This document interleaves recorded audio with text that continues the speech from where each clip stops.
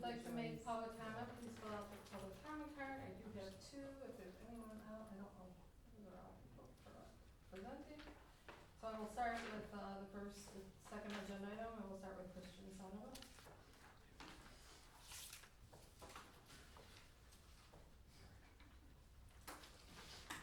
Dr. Bowsy and Board of Education members, just want to remind you of a few facts. In 2022, the district decided not to repair the damage to a collapsed ceiling at Roosevelt. Roosevelt was considered structurally sound by insurance company, structural engineers. Western School District never announced that the collapsed ceiling in room 204, which crashed to the floor, was a 2% Chrysotil asbestos containing material, plastic material.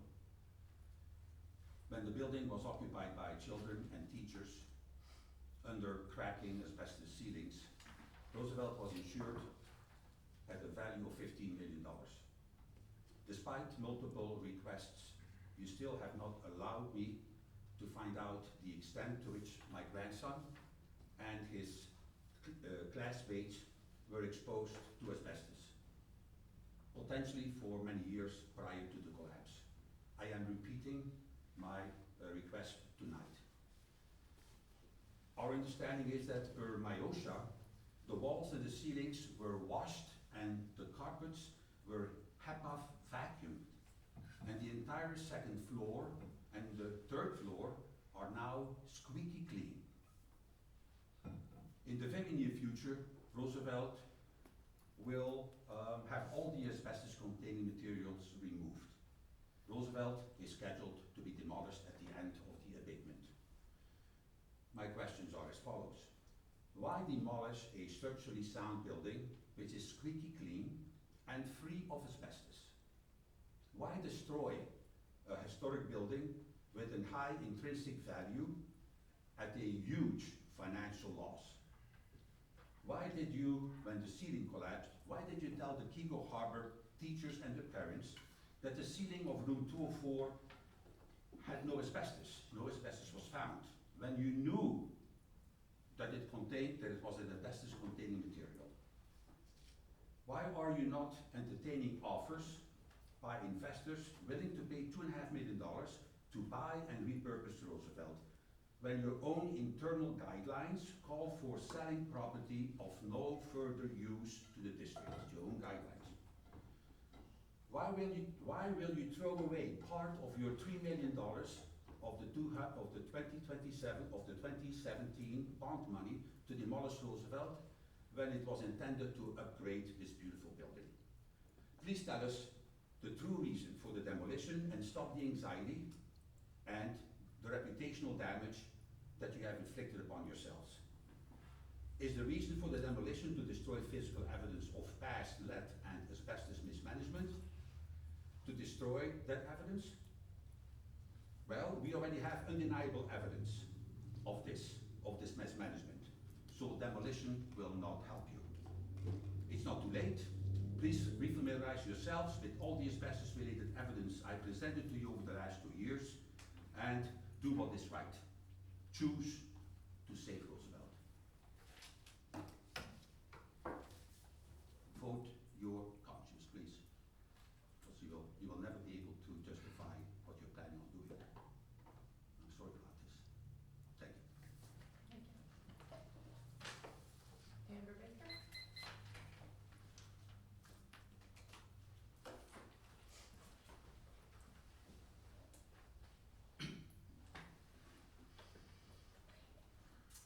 I would appreciate it if the documents that are going to be discussed or reviewed during the study sessions, or whatever, I forget, whatever this one's called, I forget, sorry.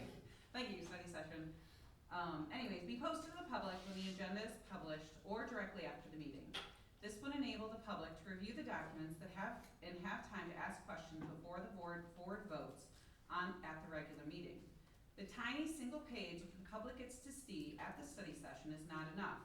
If or when the documents are posted, it is the Saturday before the regular meeting when the topic is voted on, where the public only gets 2 days to review the information in a single working day to get answers before the board votes. That is simply not enough time for anything. The policy regarding regarding this should change and give the public more time to review the documents that the board reviews at the study session. Also, at the Donuts with Danya meeting, Dr. Bazzi stated that the new CTE area would not affect the student's school year and that the interior construction would happen over the summer. I have heard from staff and other parents that this is not the case, that the interior construction will be during the school year. This leaves robotics, both the middle school and the high school, without a place to work. If the district is truly promoting STEAM, robotics is a crucial part of STEAM, and in order to be competitive, they need an area to work during construction. If the interior construction is indeed during the school year, those students need a new location to build, design, program, etc. that is appropriate for their mission. The cafeteria or the iCenter are not appropriate. They need access to their tools and their computers. The middle school football field was done over the summer, so it wouldn't impact sports teams. The same consideration should be made for these robotic students. Perhaps this will be addressed in agenda item 6, the West Bloomfield High School CTE STEAM bids review, but there's no way to know because nothing is posted on board docs for that topic area for this public to review. Thank you. Any more? This? No. Okay, so we're gonna move on to agenda number 3, our state assessment achievement data. Mr. Scott Long, Assistant Soup of Living Services, will address the board. Is our internet working now? Is that? Yeah. Okay. I was in full-scale panic mode. 5 minutes without internet, and all the world comes crashing down.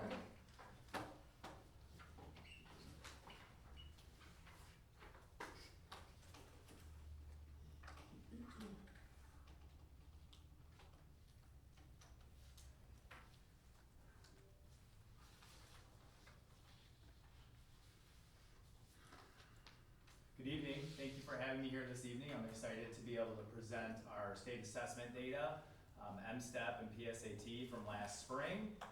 And I want to begin just with a quick story. So I was working with a group of teachers recently, and we were working on some new steps in terms of them releasing some independence for our higher achieving students and letting go of some of that control and letting them fly. And as I was working with them, they were looking at a lot of obstacles that were getting in the way. So I drew a dot on a piece of paper and I held it up. Much like, oh, it's not showing. You have to change it to duplicate the screen on your display. Now the story's in suspense. Settings. You hold Windows P. We're trying to find the dot. Windows P. Yeah. Oh, It's it's gone. even easier. There we go. Story continued. So I drew a dot on a piece of paper much like that, and I asked them what they saw. And immediately the first thing they said is, we see a red dot. And yeah, absolutely you see a red dot, but what you also see around that is tons of white space and light and hope around that. And I use that analogy because oftentimes when we see like a speck or something that gets in the way, that's all we see, and we're blinded to all the opportunities and positivity that's around that. And when I showed them that, it kind of helped them start to look at, okay, what is going right, and how can we release some independence? It really freed their thinking. So tonight, we're gonna see some specs. There's gonna be some spots where we're gonna wanna gravitate our eyes towards that. But I also want us to consider all the great things that we're doing across the district, all the very intentional things, and how we're continuing to move students forward. So we always look at our strategic plan. Tonight, I really wanna dial in on our mission statement, that's supporting students' needs by providing them opportunities, experiences, and tools. And I think throughout the evening, as you look at our presentation, you're gonna see that we are working very hard as a system, a staff, to make sure that kids have access to great opportunities that are guaranteed and viable, that happen from classroom to classroom, so that our students have the very best in their education. Our agenda for tonight, we're gonna look at how we're anchored for change and what our strategic Tier 1 implementation cycle looks like. Then we'll look at, within a year, what are some waves of improvements and data-driven systems that we've built into place. Then we'll look at elementary achievement data, the assessment data at the MSTEP level for ELA, Math, Social Studies, and Science, some successes that we've seen and some next steps. And then lastly, we'll look at secondary and do the exact same thing. So when we think about being anchored for improvement and we look at a strategic Tier 1 improvement cycle, One of the things that's really important to think about is when we adopted and approved our strategic plan back in 22-23, lots of other things were happening. We were coming out of COVID. We also adopted a new evaluation system, and along with that, a new instructional model with Marzano. And with that, we really had to look and think differently about Tier 1 instruction and how we attack that to make sure that we maximize achievement. And so our team in Learning Services, along with administrators and teachers, really looked at how do we improve our curricular resource rubric at that time to really set a renewed path towards excellence in Tier 1 instruction, because that is the way that we're gonna see gains in student achievement. And with that, we built a new rubric that was based on the Branch Ed Equity rubric, and there's basically 5 components. One is being learner-centered. And when we think about learner-centered and we think about Tier 1 instruction and resources, we want kids to have multimodal access to content. In other words, lots of different ways to view and experience content. Digitally, reading, tactile, all those things. We want the resource and we want the content to be extending beyond school. So it shouldn't just be something we learn it because we have to learn it in school. How does this apply beyond the school doors? And we want to be able to leverage prior knowledge and personalized learning. So when we use this rubric at all phases of curricular resource implementation, we're really looking at it. Is it learner-centered? Is our instructional practices learner-centered? We also look at is the resource critical, specifically in the sense that is what we're doing eradicating barriers to equitable instruction? Like, are we removing barriers instead of putting barriers in place? How do we give opportunities for students to celebrate and connect with other cultures, including their own? And then, most importantly, is a resource or is our instruction universally designed for learning? Is there high levels of engagement? Are there tools and mechanisms in place for students to set goals and to build strategies that transcend across content areas? Are we supporting kids' executive functioning skills, their self-regulation skills? Do we differentiate and cater to the needs of a wide variety of learners? And most importantly, are our assessments, both within a unit and at the end of a unit and across the year, are those aligned to the demands, the rigorous demands of our state level standards? Going along with learner-centered, we also look at how is the resource student-centered? Is it easy for students to use? Is it visually engaging? Is the organization in a way that helps kids navigate their own learning? And then is it teacher-friendly? Is it comprehensive and explicit and well-organized enough for our teachers in year 1 when they get hired in the district to be able to use them and use them effectively? And is there exceptional staff support in terms of professional learning? So when we refined this rubric with a lot of research and a lot of time, this really became the core of how we look at our Tier 1 instruction in any given content area. And more importantly, we have to have a cycle that continues to look at all of these areas over and over again. And I'm really proud to say that the revamped cycle that we started to implement in 22-23 does that. In phase 1, as we look at that resource rubric always being the core of what we do, phase 1 is about evaluating. What is our resource? What are our instructional practices? And that's really a year-long process. It is grueling, it is rigorous, and there's no stone left unturned. In phase 2, which is the next year, we revise or pilot. You've heard a lot about pilots that we've done in different content areas. In phase 3, we implement. We have several different Tier 1 instructional resources that we're implementing right now. Phase 4, we monitor. In phase 5, we reflect. So that is a very rigorous process that we go through.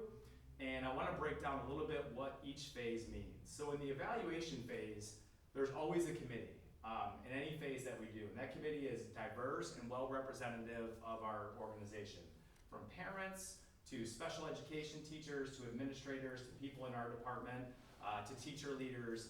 That committee is looking with a fine-tooth comb at what we're doing with Tier 1 instruction. We also spend a lot of time exploring most up-to-date evidence-based research in that content area and across the content areas. We analyze achievement data, we analyze learning environment observation data, so we're actually going in and scoring instructional practices. We get feedback from our stakeholders about what their experience in that class is and the resource that they're using. We evaluate that feedback. We look at what our current resource does through the lens of that rubric that I talked about. And then if needed, we explore what's out there. What are other districts doing that we can really leverage? What is the most up-to-date and aligned resource that matches with best practices? And then we go out and see it in action in different districts. We've done tons of site visits as far as Macomb County to as close as in our backyard here in Farmington or Walled Lake. And so what you'll see in all these phases, you'll see common threads through all of them. Like for example, in the pilot phase, once again, you're gonna have a committee, but when you get into that pilot phase, you're really dialing into content-specific priorities. So you're taking that big, broad rubric and you're dialing it into very specific things that you wanna see in content. So for example, in ELA, one thing that was really important for that group when they evaluated was how are we looking at ongoing observation and assessment of student learning? Because what we're doing right now is not meeting the mark. We also look really closely at artifacts. Are the assessments, are the pieces that are within that resource really doing what we need to do to measure standards? I won't go over all the bullets because you can see some common threads, but then we get into the implementation phase. And here, what's a really critical piece is making sure that we're aligned for a guaranteed and viable curriculum across classroom to classroom. We update pacing guides, we communicate that and over-communicate that. We support teachers through sustained job-embedded professional learning. That leads to our monitor phase, where now we've implemented for a full year. We're monitoring how things are going, we're troubleshooting. We're continuing to sustain and deepen teacher understanding of that resource through very intentional professional learning. And then we're reflecting in that last year.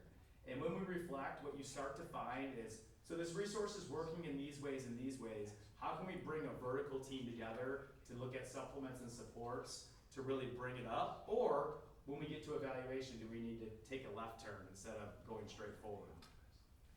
So what I want to do next is talk about where we've been since we revamped this entire process. This is the social studies group. They were the first group to go through the evaluation phase, pilot, implementation. They're currently in the monitor phase right here. And what's really exciting, in that monitor phase, we've seen a 12% increase in their MSTEP proficiency percentages over 3 years. So what that says to us is that the intentionality, the rigor that we're doing with all these content areas works when you let the process play out. In elementary literacy, you know that we evaluated and piloted last year. This year we are implementing, but one thing I do want to point out, in that evaluation phase, I mentioned this earlier, we really start to dig into like best practices in research, and at that time in 23-24, the 5 pillars of reading, that I know it's hard to see them, but phonemic awareness and phonics and fluency and vocabulary, comprehension, all the things that make up a great reader, that was a really big shift for our district. Prior to that, we were using the Lucy Calkins reading workshop, not a whole lot of science of reading, and what you started to see is we started to bring more decodable text into our classroom. So that's a big milestone at that part of the phase, and you'll see that come up in different ways in different content areas. In secondary math, again, we've gone through evaluating and piloting, we're currently implementing. What's really cool when you start to implement is you start to get more consistency from classroom to classroom. We have made sure that our home resources, whether it's ALEX or the use of the workbook, are consistent, and that's being communicated consistently across all stakeholders. Our retake policies, for the first time that I can remember at the middle school and high school, are exactly the same in every class. Our pacing is consistent and aligned to the resource. So those are really big milestones when you get to that phase. In secondary ELA, we're currently in the pilot phase and piloting 3 different resources. What's been really eye-opening for us is the bar that we're raising, specifically when it comes to assessment. Formative assessments in the middle of a unit, end of the unit assessments. A lot of teachers are looking at what we're using right now in these pilots, and they're blown away. Because what would happen is, over time, institutionally, we're passing assessments down, and what gets lost in translation is the rigor of how it's aligned to the standards. And so the bar has been raised for those assessments, which is really gonna push up student learning, because our kids can be successful with that. And social studies for the high school and elementary math, we are currently in a pilot phase. And secondary science, we reflected last year that was a lot of vertical collaboration, 6 through 12, all of our science teachers, and then some like suggestions or recommendations for our 8th grade teachers.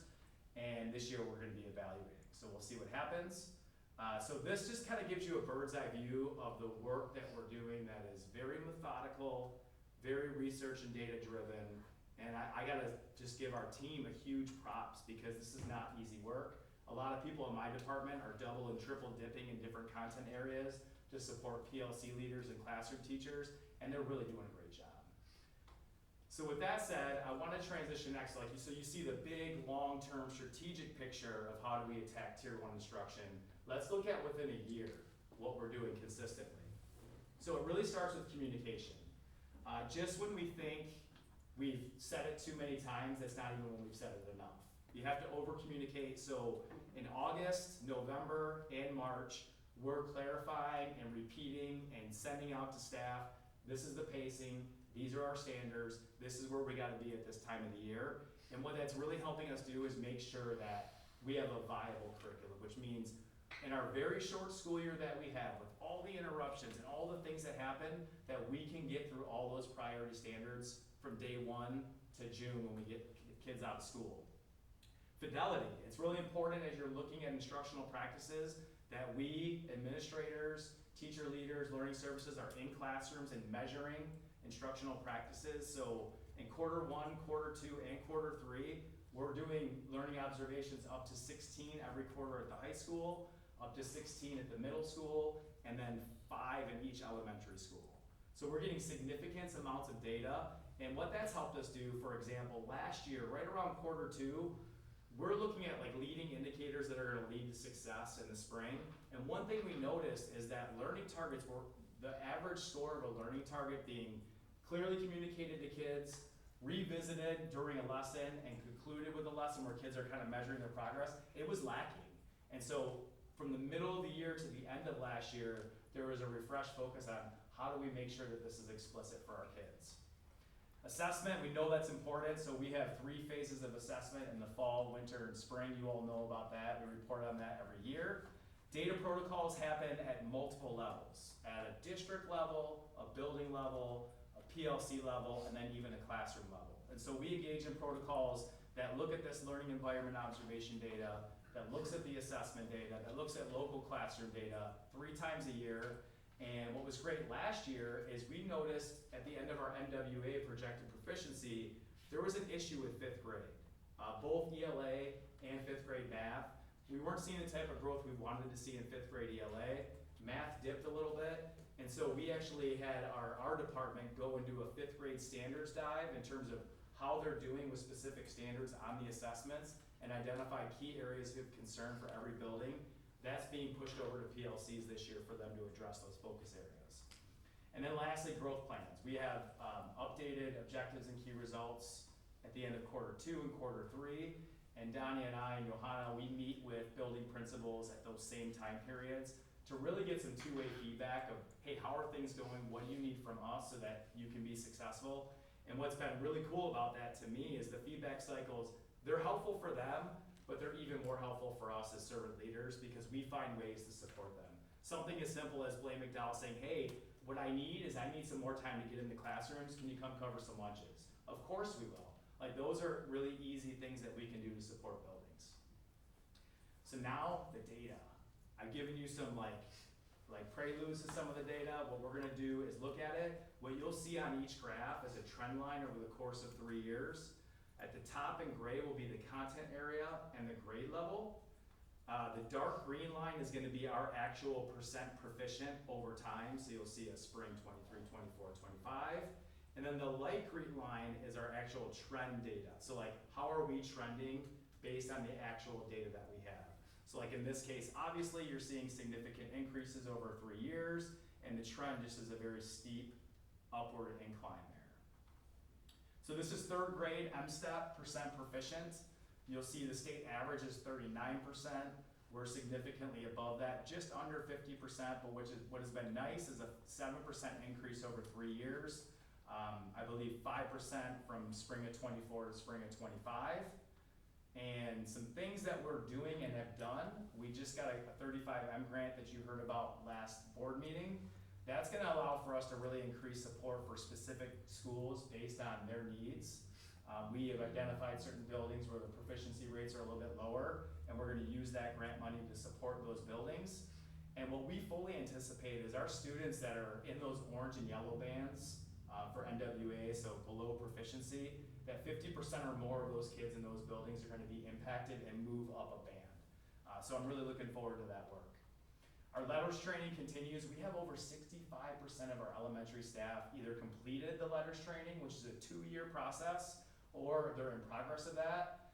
Within the next 3 years, we fully anticipate that 100% of our staff will have that training completed, which is really significant when you think about those 5 pillars of reading that I talked about earlier. When staff have the opportunity to be involved in deeply embedded professional learning, they understand what it really means to support students in those different areas. We've reallocated our literacy interventionists based on data that we've seen at the building level. So for example, one building last year had 1.5 interventionists. We saw some data that said, hey, they probably need a little bit more help. We shifted that to 2.5. And what we expect from that is our students that get serviced by literacy interventionists are typically in that red band, that lowest band. We expect that 50% or more of those kids that are in that intervention cycle are gonna move up at least 1 or 2 bands. And so we're keeping a close eye on that. We've also strengthened our homeschool connection. We had a family webinar about 2 or 3 weeks ago for EL education. Over 100 families jumped online to learn about it. It's recorded, it's on our website. And our goal there is really to help our families understand what we're doing here so that they can help kids at home. We have family letters that go over each module and then that show kids where they should be in their specific differentiated phase and just what they can do at home. What we want to do next is launch some family and student reading logs as like a movement. This is what we do at home with our young readers, so look for that to be coming soon. This will break down 4th grade and 5th grade ELA, 5th grade social studies, and 5th grade science. So you see 4th grade MSTEP, we have a significant trend moving upward, over a 5% increase, I think 7 to be exact.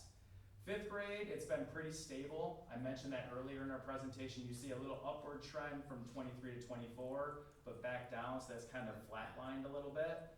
5th grade social studies, significant increase, continues to climb, and 5th grade science is on an upward trajectory as well.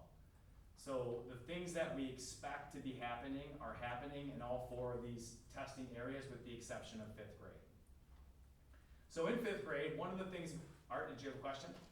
Well, in the 5th grade, you're starting at a much higher level already. This is true. So the fact that it may appear to be leveled off, I mean, you're still leveled off at the very high level. Yeah, we're there. This is what I wanted to show you related to that. It's a good segue. Our EL education, the 3 5th grade classrooms that piloted EL last year, what we found in the NWA is that 65% of the students in those classes were proficient or advanced. So if 65% is way up here, right? So if we do a great job with our implementation across all of 5th grade this year, where those classrooms weren't piloting, we really expect that to bump up. Because what we know about really effective Tier 1 instruction as you move up the levels, we're gonna get it to 60% or higher across these grade levels. That's our goal. NWA has been remarkably accurate. I know there's been lots of questions about, I know we're looking at growth, but how does that translate to proficiency? One thing that we found is all of our grade levels last year in ELA exceeded the projection from NWA, and you're seeing trends of proficiency going up. So that data follows, right? We've had a great relationship with Oakland Schools. We're going on our 4th year of a very strong partnership where they have a team of coaches that work specifically and exclusively with our district. And they're working with us around our systems of improvement and our continuous improvement plans, how we thread professional learning across a year, how do we look at different points of data to make sure that we're in the right direction. And we just look forward to that partnership continuing. It's been great for us to learn as leaders. And then EL education, what I love about it is it's not just a language arts curriculum. It impacts all of our content areas, science and social studies, and I think that's gonna be a reason why we continue to grow in social studies and science. Now we're gonna go to elementary math. We see some steady growth here with our 3rd grade math group, a 4% increase in 1 year, significantly higher than the state average here, over 12% higher. And we're still always in the cycle of improvement. We evaluated last year and we saw some really strong successes in most of our grade levels. We saw some areas for mathematical practices to improve. Bridges in Math actually has an updated version that we are looking at, and we're piloting it in multiple classrooms across the district. We have 4 5th grade classrooms piloting it, a handful of kindergarten, a handful of 2nd, and I believe 2 3rd grade classes. The idea being like, does the updates help us enough to take the next level up in our math instruction? I mentioned earlier how that growth, like when we look at grade level, are we seeing Are we exceeding the projection that NWA sets for a grade level? You'll see here last year, 3rd and 4th, we blew it out of the water. 5th, we just barely exceeded the projection. What's interesting about that is, so 3rd blew it out of the water, you see a good increase in 3rd grade. 4th grade blew it out of the water, you see a steep increase in our 4th grade MSTEP proficiency. 5th grade was like right at that border, you see a little bit of a drop. However, what you still see is a line that's trending in an upward direction. So I mentioned this before, I want to mention it again. 5th grade, we were very intentional about piloting 4 of those classrooms based on the data that we saw. We also, as I mentioned at the end of last year, did a standards dive for our NWA assessment. We saw some gaps, specifically in geometric representation and problem solving, where we're gonna attack those at 5th grade. And we really think that deep dive is gonna help inform our PLCs to really target those areas to see some increases. What's also really exciting, I mentioned earlier that our mission is to give opportunities to each one of our students. We saw a 47% increase from 24-25 to this year in the number of students participating in Level Up Math. What that really means in practical terms is this year we have 4 classes of Algebra 1 in 8th grade. I expect 5 to 6 next year. And that's very significant because the more kids we have in Algebra 1 in 8th grade, that becomes a gateway for them to get into AP Calc when they're seniors. So that's a really exciting thing, and I think that also, when you see those increases in math scores, it's one of the reasons why. Secondary. Speaking of AP Calc and all that good stuff, we're gonna start with social studies and science. This is our 11th grade MSTEP. You see a steep increase, very dramatic there. Science, a steady increase. That's very encouraging. One of the things that we did in social studies, you may or may not remember, we shifted and shuffled our social studies sequence. World history used to be an 11th grade course. It is now the 9th grade course. Civics and econ got flipped to 11th grade. And what that really does is that civics and econ in 11th really aligns nicely with where kids are at in their educational journey and their civic journey. We completed that curriculum writing, and it aligns appropriately with content area skills, specifically language arts skills, reading skills, so it's appropriate to where those kids are at in their academic career. In science, I mentioned this earlier, last year when we prepared to evaluate the resource, all of our 6-12 teachers got together multiple times. One of the pieces of feedback that our high school teachers said to science teachers at 8th grade was, our kids need to have more practice with interpreting graphs. They come to us ill-equipped, and so our 8th grade teachers receive that feedback and they're making adjustments in their instruction. This here is all of our 8th grade proficiency from 8th grade PSAT in the upper left, 8th grade PSAT for ELA in the upper right, and then science and social studies on the bottom. This is concerning to me. We see like just a steady downward trajectory here in our 8th grade. We see the same thing in our 8th grade science. I alluded to before of some of the feedback that our high school teachers gave our 8th grade teachers. Encouraging though is our 8th grade PSAT. It's over 70%. So 70%, 71% proficiency really demonstrates some high level tier 1 instruction. I think we're meeting the bar there. And then in 8th grade social studies, a steady climb. What we did add to our 8th grade science in addition to that feedback from the high school was we added 2 MyStar Science Professional Learning Facilitators. So they get trained, and our MyStar is our science curriculum. They get trained in how to be experts in that curriculum to be able to support teachers surrounding them. So we're investing in those leaders to bump up the level of instruction. And we believe this year as the science teachers go through that evaluation phase of what they're doing in tier 1 instruction and what resources they're using, that it's gonna lead to some really positive next steps. In 8th grade social studies, I mentioned before, we've seen about a 12% increase over the course of 3 years in percent proficient. We're currently in the monitor phase, but we're still working. Our PLC leader is attending Oakland School social studies leader meetings. She has the opportunity to interact with other social studies leaders in other county or other districts within the county, and I think that's gonna impact her presence with her PLC at 8th grade West Bloomfield Middle School. 8th grade math, one of the things that we really started to do now, we're working with administrators to have individual teacher data meetings, looking at where are kids currently at in their class profile for all of their classes in terms of partially proficient, projection, proficient, advanced, so that they can develop specific action steps, teacher by teacher, to move that instruction in the right direction. We also launched a new advisory program at the middle school, and Cindy Carson did a wonderful job strategically placing students that are struggling and striving to get better at math into specific classes with math teachers. So those students are doing ALEX, but math teachers are also working with kids that they have in their math class to bump them up a level. And I think that's gonna make a big impact over the course of time as well. In ELA, we see both in 6th and 7th grade, a good climb. It's moving in the right direction. Those percentages aren't as high as we want them to be, but the fact that they're moving up and the fact that we're piloting resources, leads me to believe that we're gonna continue to grow there. I mentioned this already. I talked about, just as our pilot teachers are going through this experience, they're seeing how high the bar is and the level of challenge. They're also seeing that, man, we gotta move. Like, a lot of the lessons that they're piloting are packed. And you gotta make sure that you know where the end is, where kids are being assessed, and move accordingly and align the amount of time you're spending in class on the right things. We also have more kids in literacy intervention in middle school ELA support. So historically, we had like a reading recovery model at the middle school, which meant you might get 4 or 5 kids in one of those intervention classes. We have up to 15 to 20 kids in those courses and really like redesign the model to be able to support more kids.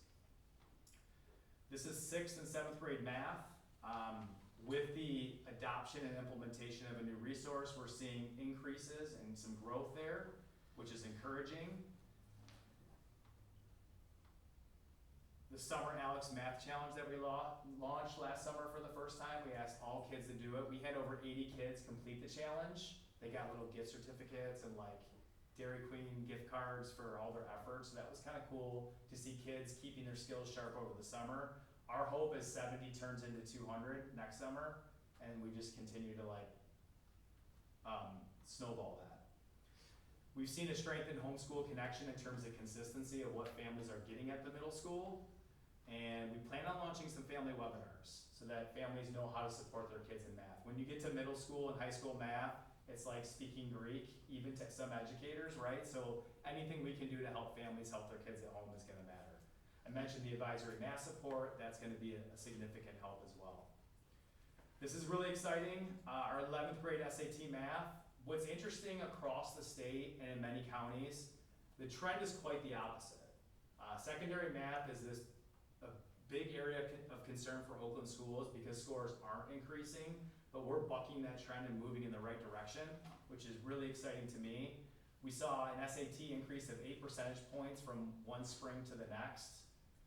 We saw what's really cool in NWA, there's an 8 percentage point increase for our 9th graders. So when we give 9th graders the NWA test, it projects how they'll do on the SAT in 11th grade. From one year to the next, there was an 8% increase there. And we think that our high school teachers are really doing a good job of using ALEX intelligently within their block schedule to support and enrich students in their math journey.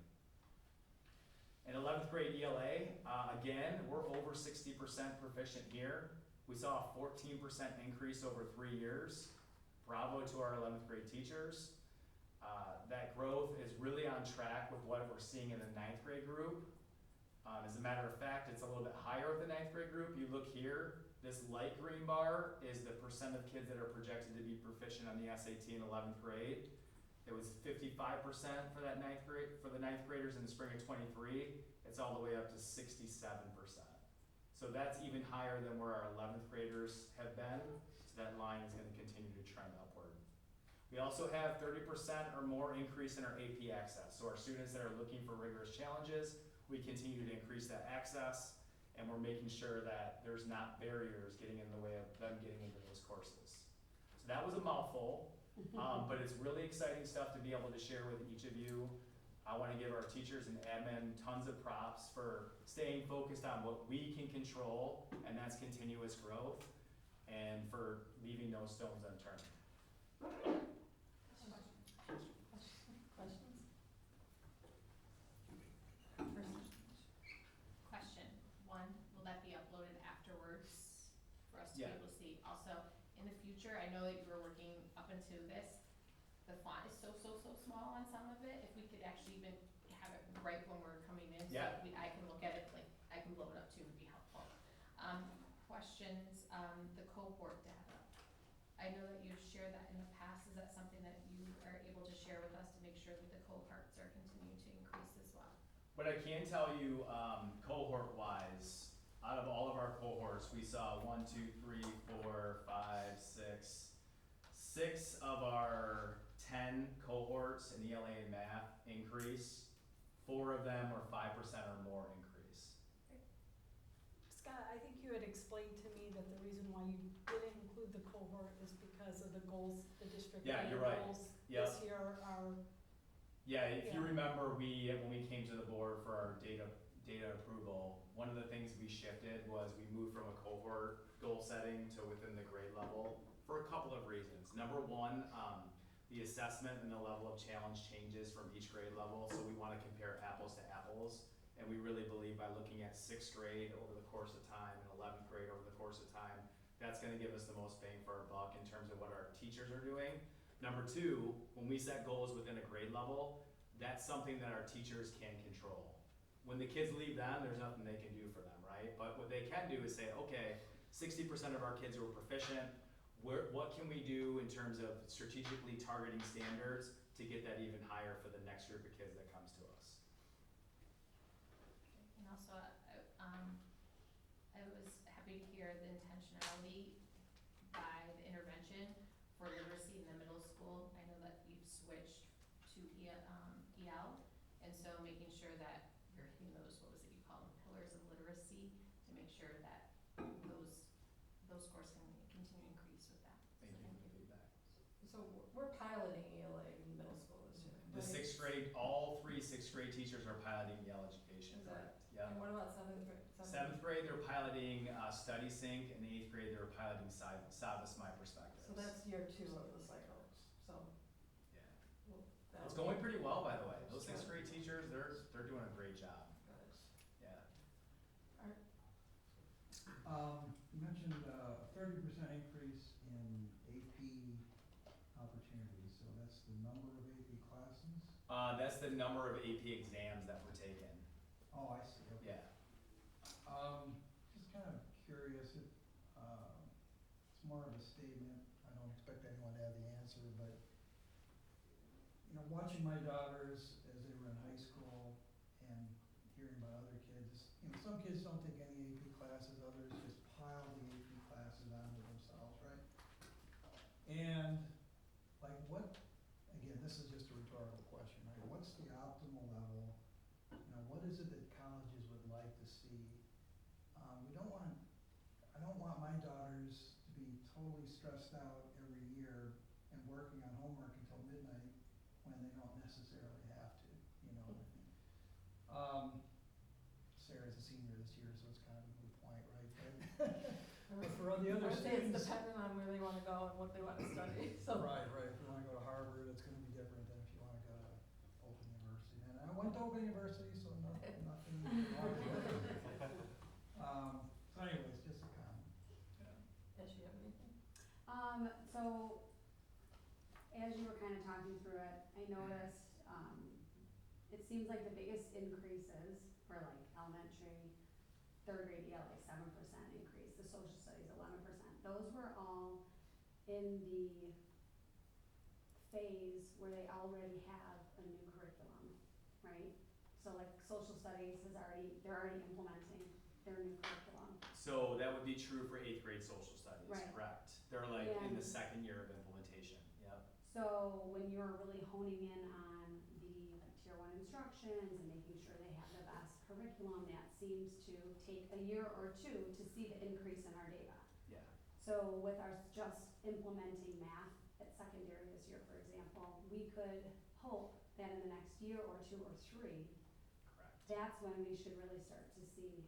I would fully expect an increase, a subtle increase by the end of this year, and a much more significant increase by the end of next Right, year. okay. Yeah, if we're doing our job and this is in fact is the correct resource, that's what I would expect to see.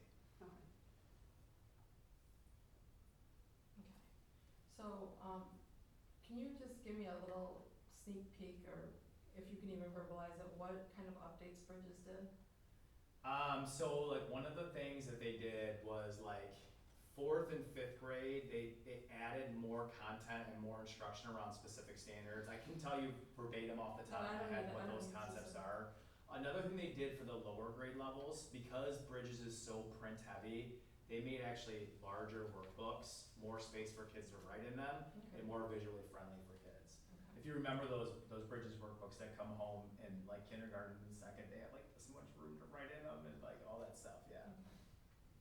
And can you just explain so that all board members understand the work of PLCs and how PLCs work and how that transfers over to the classroom, to the student? Yeah, so professional learning communities are teachers that are teaching common content area.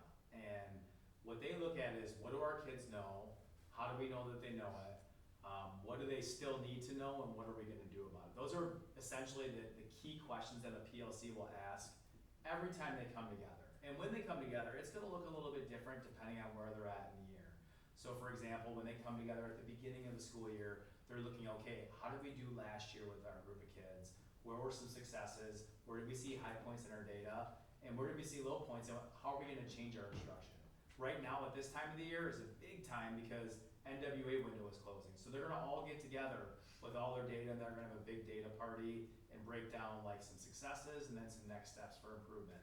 They're gonna look at like specific lessons and exemplars. When kids turn in local assessments, those artifacts come into a PLC and they get really aligned and calibrated on how they score those and where they're seeing strengths in specific classrooms.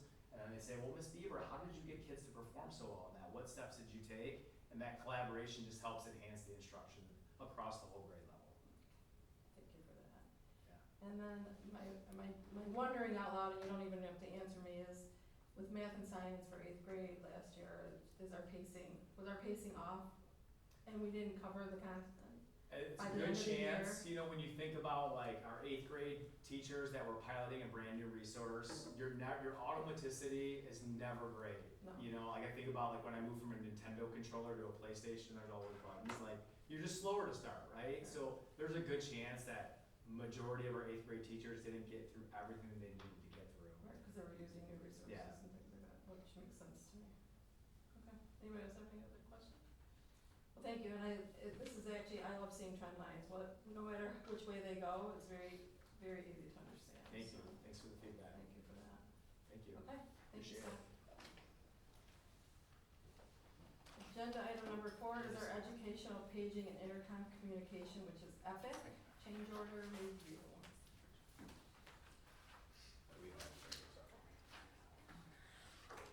Oh, I got it. You got it? Yeah. Oh, can I just ask you one more thing, Scott? Yeah. So things that were missed in 8th grade last year, are they gonna get caught back up in? Are they gonna be completed in 9th grade? Yeah, so kids like- will miss Yeah, and some that's instruction in 8th grade last year. correct. So like they already have their NWA assessment So out there to they're see those They're gaps. gonna and fill be able those to sort gaps, out. okay, Yep. thank you. I figured that, but I thought I'd ask. Hi, Good evening. nice to see you guys. Nice to see you guys. Thank you for having us tonight. As was introduced, we're here to talk about the EPIC system, which stands for Educational Paging and Intercom Communications. So just a little bit of a background, when we went out to bid and we're planning for the new Chico construction, the system was part of the bid package that was awarded to Digital Age Technologies. The intention was to standardize the system throughout the district and be able to utilize that contract pricing, which we have been able to do. So just a little bit of background and some features of the new system. So we currently have a paging system in each building. We have classroom audio systems. This is gonna replace both of those. So this will be one system that can be utilized in those different ways. From a district level, there is a district dashboard where from the board office, the superintendent, the communications person, someone, if they needed to make an announcement to the whole district, they would be able to do that. So there's a dashboard and there's a floor plan that'll be loaded that will show each building, show the classrooms. You can page an individual classroom from the building level right from that dashboard. So the district will have one dashboard to be able to see all the buildings or all the schools. Each building will have their own floor plan loaded to be able to see all of the classrooms and all of the areas and be able to communicate back and forth with those areas. There are quite a few features in addition to just paging and classroom audio that are also included, or that are also available. So one is, in each classroom there's it's called an ITC, or an interactive touch controller, that will sit on the wall. It has an ambient mic that will pick up audio. If the teacher's on the other side of the room and needs to communicate, they're able to do that without having to walk over and talk directly into the microphone. It'll also have buttons on it that can be configured to do many different things. So it could be integrated with the access control system to put the building into lockdown. It could be used as a panic button. Hey, I need help in here. There's also a lanyard that each teacher will have that has that button on it as well. So when they push the button, the office is gonna get alerted that, hey, there's something going on in there. They can know which area that is on the map. They can reach out to that area, they can send someone there. It's a quicker way to be able to communicate and to respond. One of the other features is there's also badges that we will have available for support staff, that if they're out in the building, they're not necessarily in a classroom, and there's an issue, they can push that button, and based on their location and the amplifiers that they're closest to for the EPIC system, it's gonna give a pretty accurate picture of where they are on that map. So that, again, if there's an issue, we can send somebody there to be able to respond fairly quickly. What am I missing? Doing great, go ahead. Couldn't say it better myself. So as part of this, what we would like to do is, we're gonna go through and start, if approved, go through and start installing fairly soon. We're gonna start at current Chico, which is Abbott. That will allow the Chico staff time to be able to use the system and get used to it before they move into their new home in next fall, and they'll already be familiar with it. It will also allow, when Doherty moves over, that system will be in place. They'll be able to use it for a couple of years and then be comfortable with it when they move back into their new home. It will also, through this fall and into the spring, it would be installed in each of the school buildings outside of Doherty, because Doherty's coming down, so that wouldn't make sense. And then once that's finished, it will also tie into the phone system and integrate similar to how the PA systems do currently. What questions? What do we do at the middle school? I know it's not this system, but didn't we have a higher level than the other schools when we did the middle school, or no? No, it's It's the same as the other schools? It's an IP-based system, so we're gonna be able to reuse some of the wiring that was in place for the existing PA system, but it is a little unique Okay. from that standpoint. And so anywhere that we can, we're utilizing the existing speakers in the classroom, so we don't have to add additional ones. There are some cases where in a classroom there might be 8 speakers, there might be 4 for PA and 4 for classroom audio. So the ones that are not needed any longer will get eliminated. One thing I did forget, in the louder areas such as your music rooms, your gyms, your cafeterias, there will be strobes that will be put in place as well. So if the office is trying to get a hold of you, or somebody hits the button or needs some help, that strobe is gonna light up as well. So if the building went into a lockdown, you might not be able to hear the message in a music band, cafeteria, that strobe is gonna flash a certain color to alert you and let everyone know that something needs attention. Okay, questions? Art? How soon will the system be implemented at the ACS, or the middle school afterwards? After it's approved, we'll have a kickoff meeting and get going. So They'll probably start structured cabling, kind of get some of the pre-work done while the equipment order's in place, and it'll probably be 4 to 6 weeks for the actual equipment. So, what I was trying to get is, how long do you think the Chico people will actually be able to use it in the Abbott building before next school year? I would imagine they'd have probably January, February, March, April, May, and June. 5 to 6 months. All right. Is this system, so the system's not implemented anywhere in our system implemented in any other Oakland County schools? Many. Yes. All right. Any issues at these other schools that you're aware of? Negatives? Oh, I put it, well, I started when I was in Southfield, we started putting it in there, I migrated out of there before we finished, but, we got a few of the buildings done and they loved it. It worked really well. I put it in Ferndale too, it was nice. All right. And I put it in Royal Oak as well, so there's a third reference. Inherently, it's a IP-based system.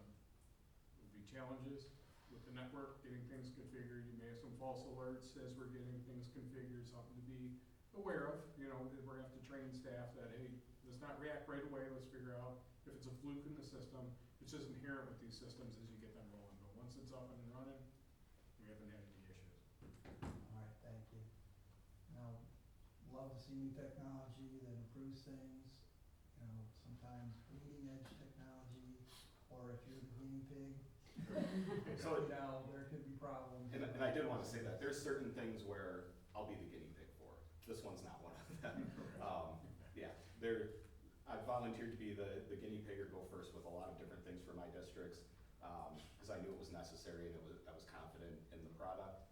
I'm confident in this product as well, but this isn't one that, because it touches everything and it is a critical piece. If it's not working correctly or there's issues with it, I don't wanna have to deal with that. We have another district that I'm not gonna name, it's not one of mine, but they put in something that was brand new, and they're feeling the pain.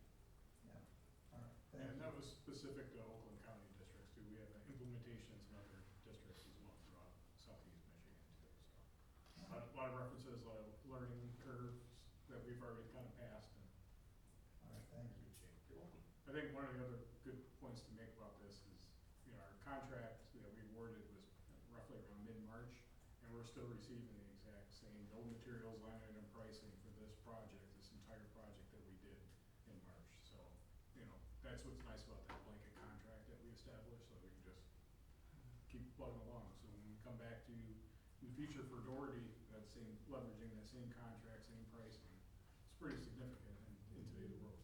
Which, as we know, increases are everywhere, Everywhere. everything, so. Yeah. Ashley, did you have a question? Yeah, so when we think of like communication, safety, overall security, what advantages do we have having the same type of PA system across the district? Is there any advantage to having all of the schools in the same system? The biggest one is gonna be that district view, being able to, like, if we needed to make an announcement throughout the entire district right now, or let everybody know something was going on, we have to send a text to every building or communicate with every building, hey, this is what's going on. With this system, that can be done from anywhere. The other one is, I don't know how familiar you are with a lot of other districts, but I know Rochester, which is my home district, just put in lanyards for all the teachers, I can't remember the name of it. The Centric? Centrix or something like that. And it's a panic button. There's strobes in the ceiling in every classroom. You hit the button, it sends an alert to the office and says, hey, there's an issue here. There's no two-way communication though. If you mash that thing, I think 8 times, it says, hey, we need a lockdown. Another, again, an expensive system. It's something that this has the capability of having a lot of those features as well, that we don't currently have. And what's nice about the system, because it's leveraging a replacement of existing classroom audio systems, the teachers already have that device around their neck for the voiceless system. So they already are used to it and accustomed to having that on their person all the time anyways. Now they just have the emergency features that go with that. If there's a medical alert in the classroom, whatever, you know, the issue is. Kirsten? Yeah, I got a couple questions, thank you. We have it in the hospital, so I get it. Does it track as well? It'll triangulate your If location. you only So- when pushed? Only when pushed, correct, but if you could be in a different room throughout the building, it'll still triangulate your location. But it's, instead of being specific to that room, it's gonna pick like the nearest 3, so it'll know you're in this area of the building, it just won't be as specific. Okay, But no, if you don't push the button, it's not following you around. that's what, No, yeah, right. thank you. Right. Yep. I have a couple questions around the budget. So when I'm looking at the proposed 1.5 million that this is costing, this is for how many elementary schools? This is for every school outside of Doherty and Chico is already awarded. Okay, because that wasn't clear on that, so I wanna make sure, so that's including high school, middle school? Yep. Okay, Scotch and Scotch and Gretsch, In okay, here. Abbott, the building Abbott. Abbott and here. perfect, and what made you choose going to the Abbott building first over, say, Scotch or Frenchburg? We're gonna do them, we are gonna do Abbott first so that the Chico staff aren't brand new to it when this was our thinking. You know, we can have discussions as. I was just curious. Yeah, that was our thinking, so that the Chico staff could use it before they move into their new building. And then the plan was to do the elementary schools first, then the middle, and the high school. Thank you. Mhm. Anybody else? Okay, thank you. Awesome, thank you guys.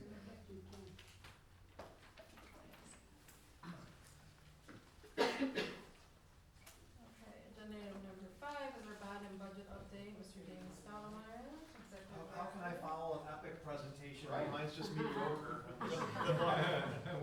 And Tyler Benke from Hawk are here, and we'll address the board, and we'll overview. Hello. One other comment though, I don't know if Wes touched on it, but those systems will be installed with the current systems operational, then they'll just pick a switch over time. And so that Epic will provide training, so when that system goes live, Epic will have staff in the building to help them out for that first few times of using the system. Okay, and we are here for our quarterly bond update. The last time we did this was back in June. Obviously, our big flagship that we're working on right now is the new Chico Elementary School. When we met in June, this was our update picture. Essentially, the building had just started. When we fast forward to today, AUK has made quite a bit of progress on the building. The steel, we had a top-out ceremony last week. So the Men of Steel Construction Company was able to finish the entire framing of the building. We have been progressing on the roofing, so we've done Area A, which is the far left, you'll see over here, that is the west side of the building. They've moved to Area B, which is over the gym and cafeteria, and now they're moving forward towards Area C, which is over the office area. They've already started the parking lot, they're making huge progress. So tomorrow at 4 o'clock, we're doing a walkthrough. You all are invited, of course, and we have the staff members invited to do a tour of the building, and you'll see just how much progress is being made, but it's at a rapid pace. They have quite a few people working out there every day. On the right-hand side, you can see we've already done a lot of fireproofing. They're following that up with ductwork. The electricians, mechanical, the piping is all going in, so they're making great progress on the building. One thing I wanted to mention is there is a new large underground detention system under what will be the new parking lot. We were able, and I mentioned this in a previous meeting, we were able to salvage the existing system that was put in, my understanding, I think it was in 2018, underneath the old parking lot, which saved us some money. So the engineers did incorporate that, and we tried to use that old system to save a little bit of the budget for that project. Jamie, I believe is a retention system? Pardon? Retention system? Retention, yeah, retention. Detention. Retention, detention, yes, So, retention. We don't put our kids underneath Yeah. the parking lot, we don't put them in detention. It retains the water. Just looking here on the left-hand side, you'll see is a picture of the new iCenter and STEAM area that's underway. On the right-hand side, you'll see tomorrow, this is actually the kitchen area where they did all the rough-ins. Those walls have all been built. So it's hard to even, when you do a presentation like this, to keep up with the pace of construction because they're moving very fast. They are expected to have the building done on time in June. It will be substantially complete and ready for the students in the fall, and we are currently on budget, so we'll see that a little bit later. Another project we were able to successfully complete this summer is the middle school lockers. The kids do love the size of the new lockers, so they're working out really well. When we went through to do the punch list, we determined that the paint finishes on the yellow and the blue lockers were not adequate. So working with AUK, we were able to convince the contractor in a nice way that they have to replace all of the yellow and the blue lockers. They are a custom color, so they can't just repaint them, order them, they have to have all new lockers made and repainted. For some reason, the teal color is fine. We can't figure that one out, but for whatever reason. So they do have a lot of the new lockers in already, ready to be installed. So we're gonna work with the middle school staff to figure out the best timing for that. Right now, they're thinking winter break, but we'll be working with the staff on that to see where there'll be the least amount of disruption. Anything else you want to add on that? All right. Another project we were able to get done successfully this summer was the middle school field, and just as a reminder, this was the before picture, and this is one of the afters. It almost looks fake. I mean, this was just a picture we took with the drone. It is amazing looking. Here's another shot of it. We are currently underway with the Scotch and Chico, quote unquote, LED lighting replacement projects. As you go through those buildings, you'll start to see more and more of those light fixtures being replaced. I was in Scotch the other day, and they've done a majority of the hallway already. They do that every night, and they have the building cleaned up and ready for school the next day. And knock on wood, we have not had any problems yet. So they're moving along quickly, and there's been no disruption to class. When we bid out those projects and we brought those to the board, we had talked about the Gretschko lighting and HVAC replacement project. That one wasn't as simple because in addition to the lighting, we also had to replace, I think it's like 11 of the furnaces, and then we have to do like 21 of the condensers up on the roof. Those have to be replaced. So those line sets between the condensers and the furnaces have to be rerun. So it's much more complicated as we started to get into that project. As you know, there's those fins down the hallway as you walk down Gretschko. We worked with the contractors and realized that those have to all be removed to do this project. So we did receive a bid for new louvers to go up because they don't make that style anymore. But we'll have to analyze that. We'll talk a little bit more about when we get to the bids. We're gonna have to look at that because the mechanical electrical part of it is in budget, but those fins put us over budget. So we're gonna work with our team before we bring our recommendation to you to bring that back down. Oops, sorry. And then we also have tonight, we have bids for the kitchen renovation part 2. We'll talk about that a little bit. And then the new Dory, we're gonna be bidding out in early winter. When we talk about our bond, that basically provided the framework for a 10-year look ahead for our district. We always wanna be looking ahead. Just like when I bring you new buses, we have a plan for our whole fleet of when we're gonna replace everything. It's the same thing with our sinking fund. We wanna stay ahead of the game. So what we did is we took our statewide facility study, which if you remember, Plant Moran and Barton Mallow were awarded the contract to review all of the schools in the state, all the school buildings. And so we received that report back in March. So we use that information and we look at our own critical needs and basically developing a long-range plan for our sinking fund. So that's kind of what we're working on right now. Once again, we're always looking at our strategic plan.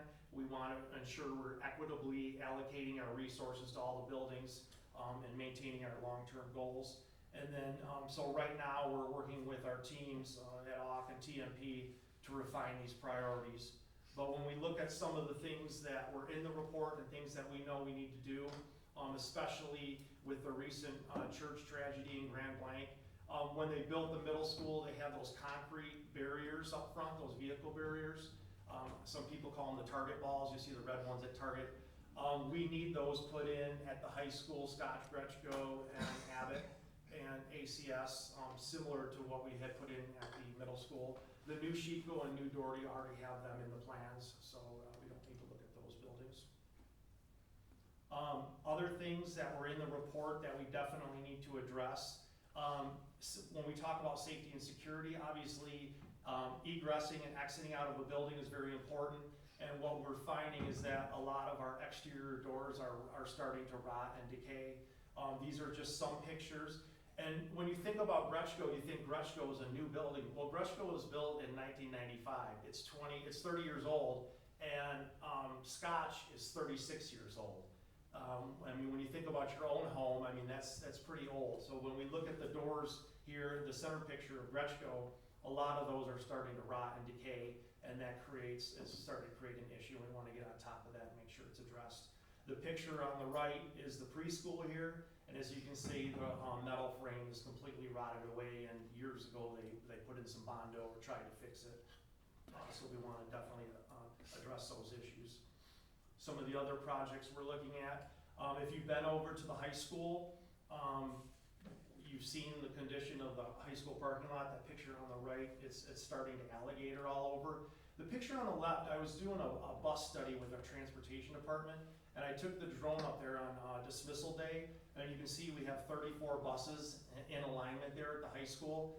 Originally, when the high school designed, they had a small bus loop created up front. So we've had to, over time, because of the necessity of having the amount of transportation that we have, they have to line them up on the side of the building. Well, that asphalt's not heavy-duty asphalt, it's not designed for that. So what we wanna do is, we're working with TMP to look at the whole site holistically. So we've actually got a meeting scheduled with Spalding to Decker. We're gonna look at dismissal time, arrival time, and how those buses are transversing around the site. And then also look at the asphalt as we start to systematically replace portions of that parking lot. So we don't wanna just go in and do a topping and not think about anything else. We wanna look at the whole site, how it's being used, where everybody's parking, and see if we can make improvements as we also refinish it. When we talk about the exterior of the building, like we talk about fenestration, like insulation, wall cavities, wall systems, we're starting to see a lot of failures, and these first two pictures are at Grechko. Once again, Grechko is 30 years old, you have to remember that. It looks beautiful, but when you really start to look at the details, you can see some issues. The picture on the right is Chico. Some of the soffits are starting to peel and flake down. So we want to maintain a high standard of appearance and upkeep at all of our buildings, so this is one of the things that we want to address. And obviously, when you have gaps in the siding, there's a potential for insects to come in, but also you're affecting the energy efficiency of the building. So we want to take a look at that also as part of the sinking fund. Following up with more exterior shell improvements. Once again, Grechko, the limestone around the building has issues in multiple areas. This is just one of the examples. Same thing at Scotch. We're finding that the limestone is rotting and eroding in different areas around the building. So we want to make sure that that's addressed and that we keep up the appearances. But also, they can create a hazard when you look at those caps like you have at Grechko there, where they're almost getting worn down to like a sharp surface. So we want to make sure we address that. So those will be some of the upcoming things that we'll be bringing to the board as we work through with our team to develop a long-term plan for our sinking fund. All right, so other documents, this is the same, oops, my computer keeps logging me out. Okay, I want to let you sign back in. Sorry.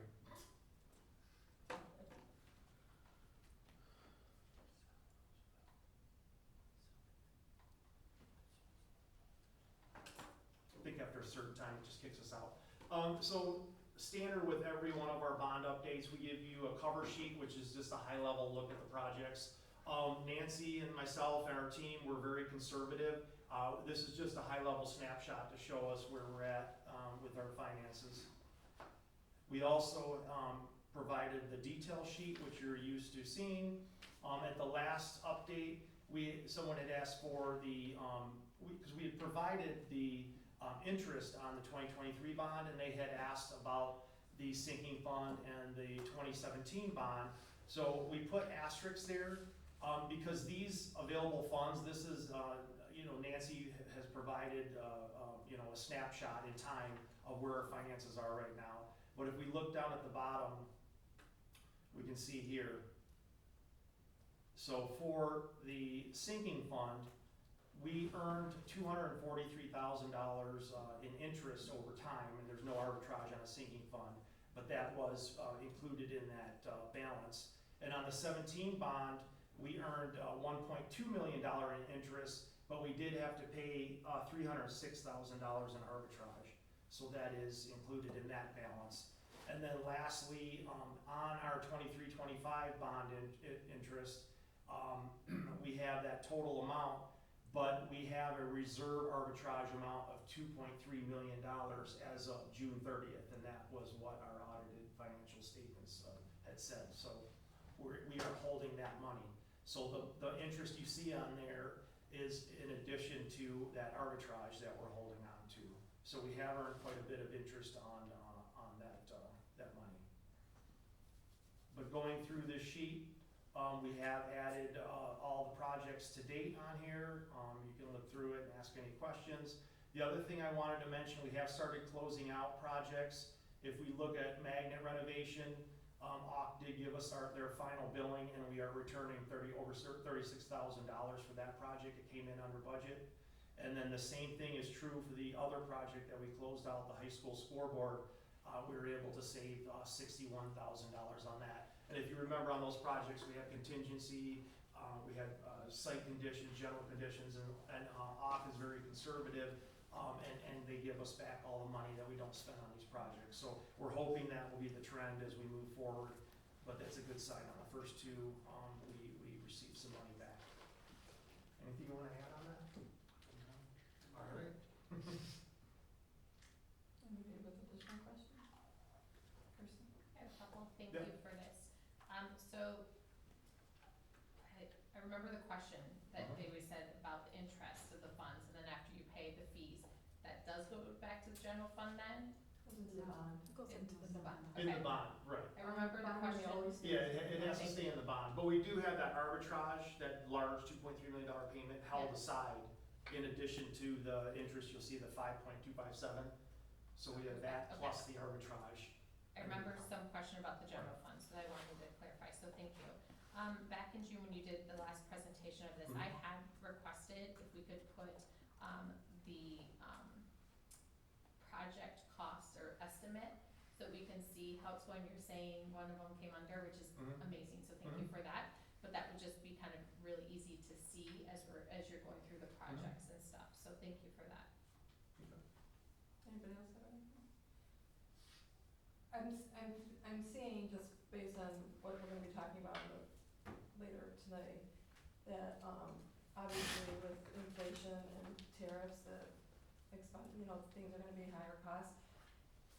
Will the team at some point do a highest priority down to lowest priority for bond spending Yes. on projects and stuff? Okay. I mean, we know our highest priority is New Chico, New Doherty, and STEAM CTE at the high school. Okay.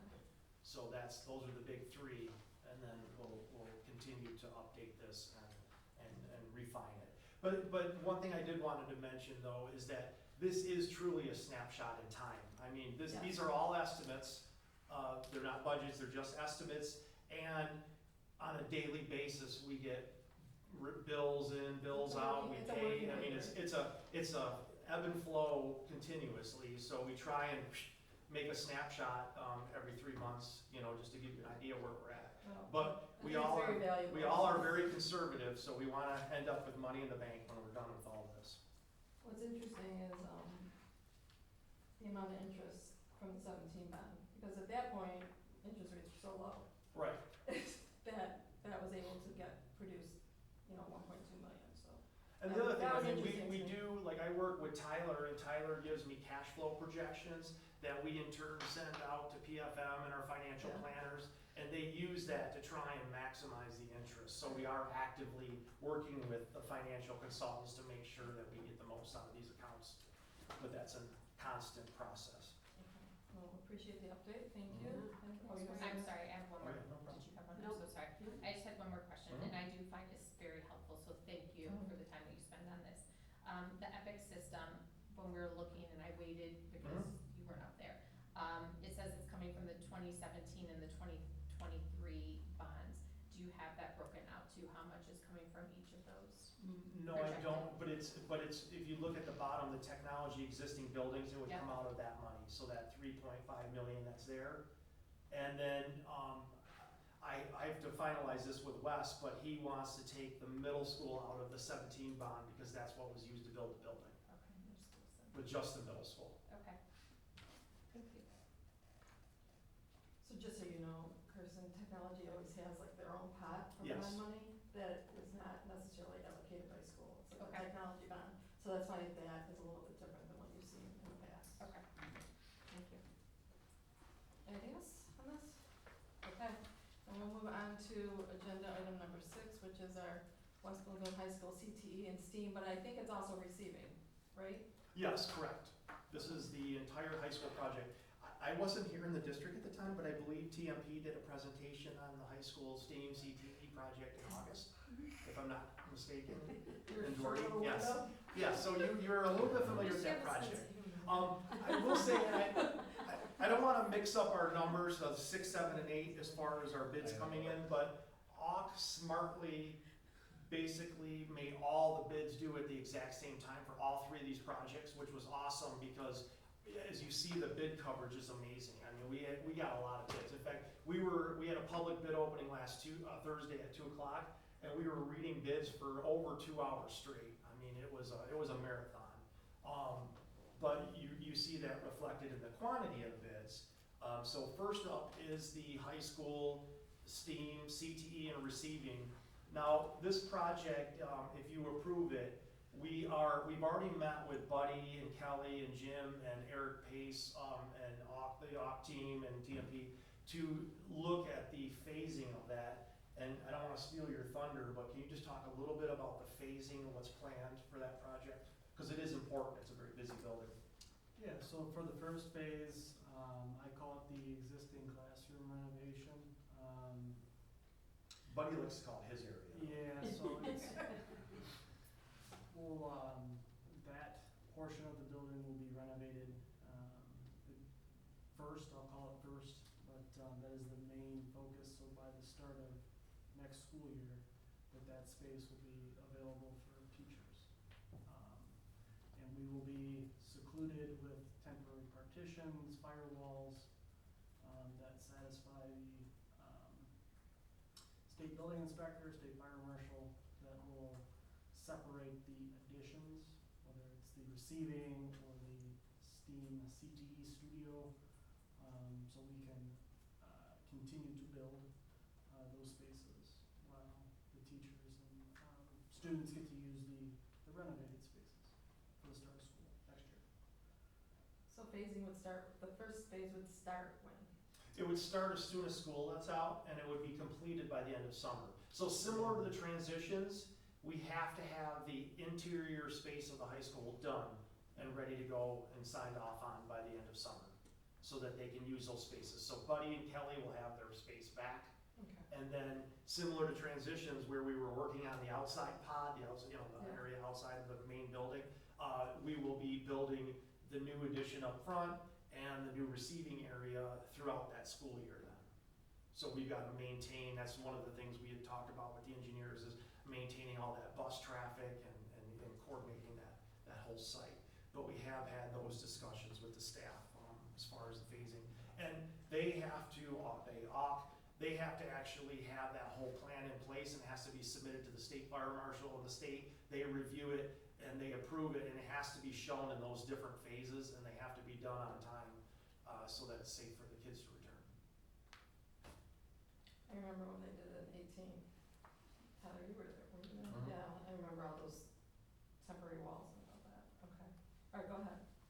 You can keep going. Well, that's, I mean, so I appreciate AUK because they had to scan in all of these bids. I know, the board wants to see the bids, so we were able to provide the bid tabulation forms on Friday, and then this morning they were able to get all the bids scanned in. There's a lot, that's a lot. I mean, if you see how many bids between these 3 projects, and to scan in each bid's, many pages, it was a lot of work to get that up on. To be honest with you, I did not make it through them, so Yes. it'll be only for Well, a day. it's the timing of when the bids were due. They were Yeah. due on, Oh, no, I'm just telling you, I'm being Mhm. honest, like, Yeah. I was busy all day we today. figured we'd get them to you today, and then we'd have 2 weeks then to Ask Yeah, to ask questions and ask discuss. and review, yeah. But it is, I mean, we are gearing up for another busy summer, so that's what we want. We want to get all these projects going. Okay, so this is a big project, and you have a lot of trades, and you have a lot of bids. Is the 2 weeks, I mean, I know you're gonna want to, what is it that I forgot what you call, where you go and you meet with them on site and Well, make sure that's, that they like, can. we did that all on where he has to interview. You wanna talk a little bit about that process? It's like, Yeah, so we call them post-bid interviews. We've started that as of this morning. That process is very, comprehensive, very fine-tooth comb, schedule, and capabilities of the contractors. That will take throughout, this week, and then into next week as well. But I'm confident that I can prepare a recommendation by next week, so. Jill's And tight. it's- Well, yeah, I was just gonna wanted to say, give, I wanted to give yeah, some room if you need I it. agree, like Tyler, let's go with that in mind, but we Yeah. can also bring this to the November study right, session. we might have to Just push make it off, it- cause this is a lot of And work. make it Never a seen so special. many. This yeah, is, I know, this is yeah. huge. So- And I just wanted to remind the board as you're looking at these, because this was asked last time, when you see it says clarifications, what that means is like Tyler has, AUK has a standard bid form, and so they're supposed to fill that out where it says, all their information, the Iran Economic Sanction Act, all that. They have to fill out all the paperwork, and that's it. They have just that bid form. Well, sometimes they go above and beyond and they attach a piece of paper that says, well, I didn't spec out this paint, I want a different paint, or I want you to consider something. So when you see clarifications, they're clarifying something within their bid, so it's not exactly what was bid out. Is that the right way to say that? Yeah, they have either some assumptions that were Yep. made or, things that they want to make known. And then you'll also see voluntary alternate. Bidders will write that, we'll put that in on the bid tabulation form. What that means is they will recommend, so say it's a painter, he might say, hey, instead of Sherwin-Williams, you can use Benjamin Moore, it's the same warranty and it'll save you $20,000, or, for the whole entire project, as an example. So if you see that, that's what that means, because everybody always asks that. Okay. But one thing I wanna share, cause the next time we bring this to the Mhm. board, they're gonna be voting on this. Yes. And so the estimates, there's a lot of work to be done, and AUK does not want me to say numbers at this point, because we don't know them exactly. We do believe though it's gonna come over a little bit it's gonna come over the estimate. But we are meeting as a bond team this Thursday to have some discussions. But what I will tell the board is this is an important project. I do believe it should move forward as is. Cutting things to it or rebidding at this point to try and get it closer to the estimate, I think 10, 15 years down the line, that variance, won't mean anything. But if we change the intention of the project, I think that would have, it would have implications. So again, we don't control the market, unfortunately. We estimate, AUK estimates, the architects look at things, we go into a bid looking that we had great coverage, but sometimes it just, we saw with Chico that sometimes it just doesn't come in as expected, but I do feel strongly this is a very important project for the community and for our students. So again, I wanna put that I want that to be known so that when we bring it to you with the recommendation, but we need time to look at value engineering, certain things, like he said, that we can address before bringing it to you for a vote. That's fair. But I do, like, if, it just seems like the timing is tight, so if you guys need two Mhm. more weeks, then take the 2 weeks and you'll notify the board and things like that. Because it is It's three a- different projects in one building that, I mean, even if you look at some of the mechanical, electrical, there's many, many, many bidders, and so Tyler's got his homework, set here for the week to decipher all of that. okay. All right, thank you about that. Agenda item number 7, you guys are gonna stay there, it's the Gretschko lighting and HVAC bids. Similar, we received bids last week, like I had mentioned, those fins were quite expensive. The mechanical, electrical part of it came in within our estimate that we had on our sheet. So once again, we're gonna have to look at that as a team and really evaluate that to see, if there's value in actually putting in the new fins. Does it need fins? Pardon? Does it need fins? Well, the issue is if you walk down the halls of Gretschko I now, know, I see them in my head. yeah, it's, you know, it's gonna be very hard to salvage them, cause they're very thin metal, and then, you know, taking them down carefully, one by one, is a very lengthy process. Whereas it's easier just to snip all the wire, let the whole thing fall, and it's an easier demo process. They don't make that particular manufacturer does not make that anymore, so we can't get the same style or the same color to what's up there now. So we can't replace pieces that are broken or damaged. So we're gonna need some time to really look at that system. The mechanical electrical part of it's very straightforward, and And that came in on estimate. It So came in the part on that was estimate, big yeah. was kind of the additional piece. But that's where we might have to look at doing that portion of it, but that's where the bond team is gonna look at, is it a drop ceiling? Is there an alternate? Is there Right. something cheaper than the stuff that was bid out? Are there other options for that ceiling? So the good news is the lighting and HVAC part came in really, really well. right. The part that didn't is the part that is, we hadn't planned for it, knowing that these fins are really delicate and really hard. I mean, if you see how the way they're connected into the ceiling, it's literally, it's not a paper clip. Yeah, but it's not close. Okay, but it kind of looks like that. And so it's very, very delicate. And it's one of those things where we have to, I think, again, we're gonna talk on Thursday, but I think we really have to look at what else can we do besides what was bid out. It's just, I think it's a lot of money for that, and I think Yes. there's alternatives that we can figure out. And I just wanted to clarify my numbers, and I just wanted to make a comment about this. So we are replacing 12 of the furnaces and 21 of the condensing units up on the roof. And Ted has done his due diligence over the years and has replaced furnaces. So we went in there and just didn't give the engineer a blank check. We said, really go through and evaluate the furnaces, and we're only replacing ones that have not been previously replaced and are in need of it. So, once again, we're trying to use the money wisely. Did you say 12 and 21? Well, yeah, 12 furnaces and 21 condensing units Okay. are in the drawings to be replaced. So, and that was based on what the engineers evaluated and felt the building needed to keep it running for a long time. Yeah, we did some HVACs in 18. Correct, and that's Or just it. 18 bond. Because otherwise, we would have been doing 21 furnaces and Yeah. 21 condensing units, but, The building was built in 2 parts, right. so Yep. that's where that's coming in.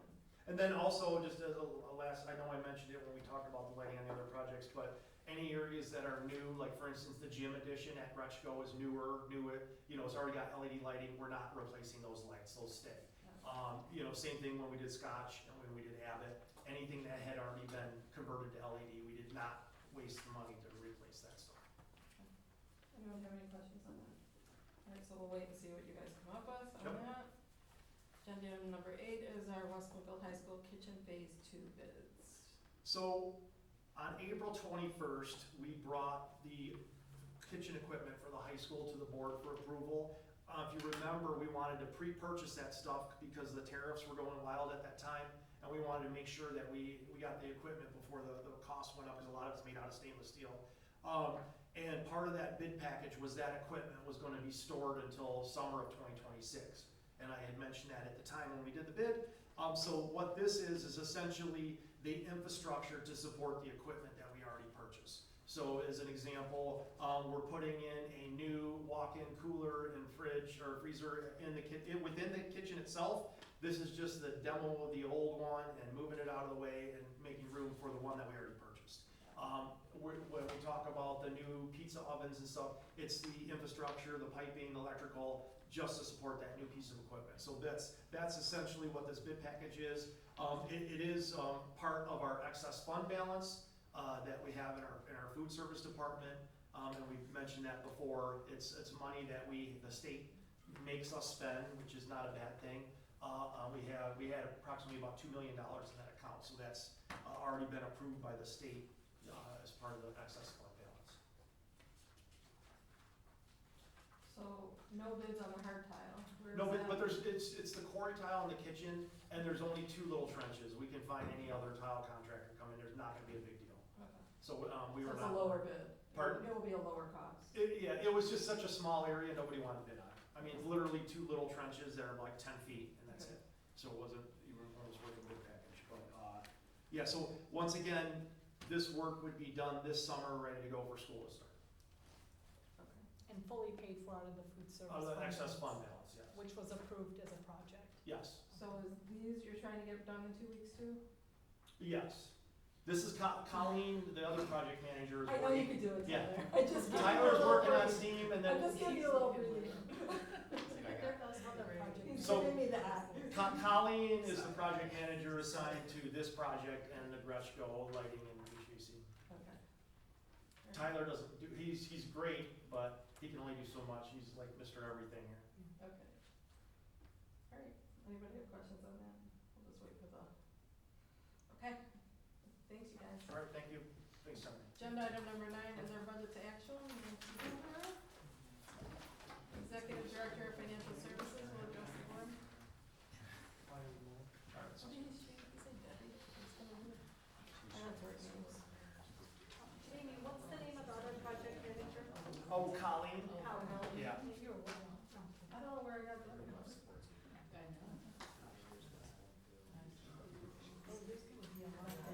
So you can do this and, Her last name's Koffel, if you want it. It's Koffel. You need some kind of. I just like the numbers. Colleen's doing the current Gretschko and, or the Scotch and Abbott lighting projects and all that. She's good too. He just, I think he just ran to the bathroom, would be my guess. Yeah, probably. He didn't see us. Are we waiting or are we done? I think we have to. Oh, we're below quorum. yeah, I don't know. We just can't vote it. Oh, just wait a Okay. minute, sorry.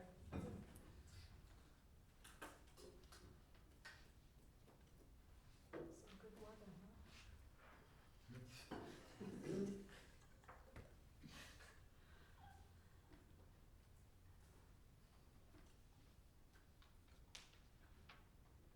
Never been in a situation where I felt out of court. I wouldn't know. Why? I don't know, we're not voting, does it matter? I don't know if it matters. I know I can't open a meeting. Just wait a minute. Keep it safe.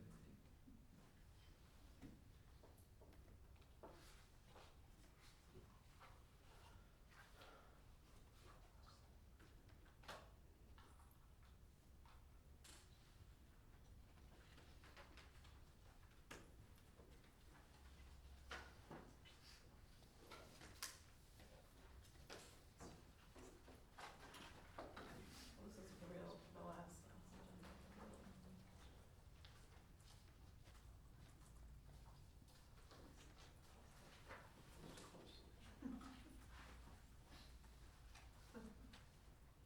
Scott, are your kids still here?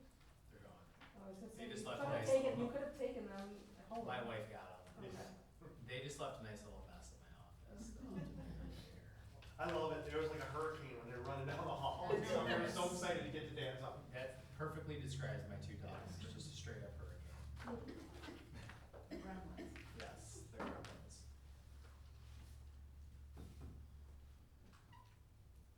Sorry, Nancy.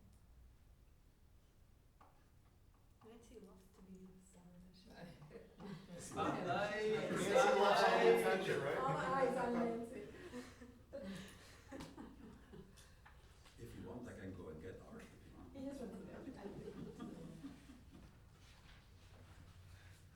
Be right back.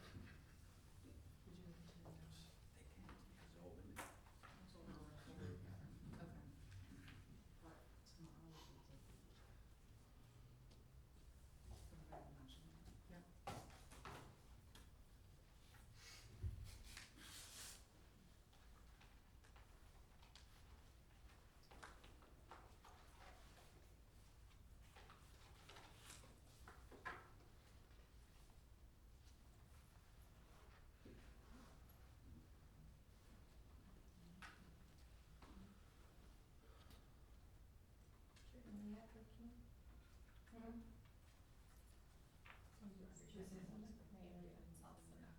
We should all just give us a little laugh when he walks in.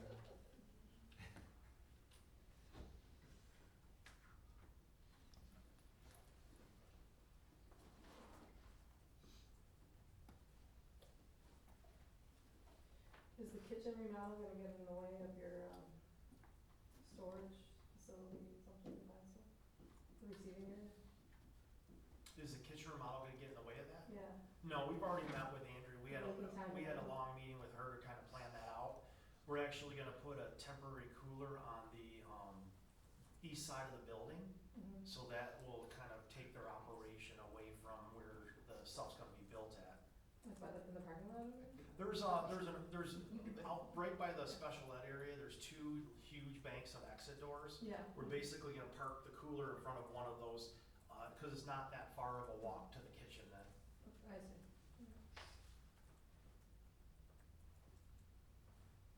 We thought of all that, it's just, it's such a busy campus that it's just gonna be a nightmare of, Well, I'm sure you guys And will. then the You'll kitchen figure it being out. done, what's that? kitchen and CT Oh, all yeah. there.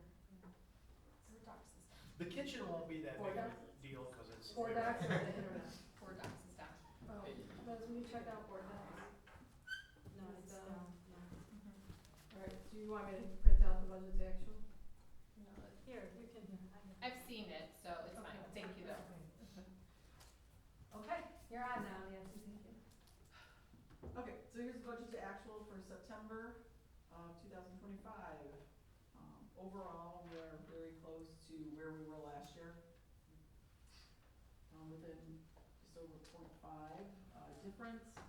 Again, local revenue is made up, the majority of it is our taxes, our tax revenue, and it varies, from year to year when they collect it and send it to us. Actually, we're doing a little better this year, which is good in case they had shut down the government. We would have a little more money, so that was good. Instructional staff support, we have used about 10% more. This is due to, we have a very large 35J literacy improvement grant, and a lot of that was used this summer to support the teachers in the letters professional development, as well as it purchased a large portion of the ELA curriculum. So, and so that already has occurred. And then C, which I clearly did not put the explanation for on the bottom for whatever reason. The difference is last year in that budget under other financing uses, we had budgeted for a large transfer over to community service, which ended up never happening last year. We did not have to transfer money to support that fund. Which is why we're showing a little different this year. The budget is basically half of what it was last year. That's good. That's all we have. Very good. And so,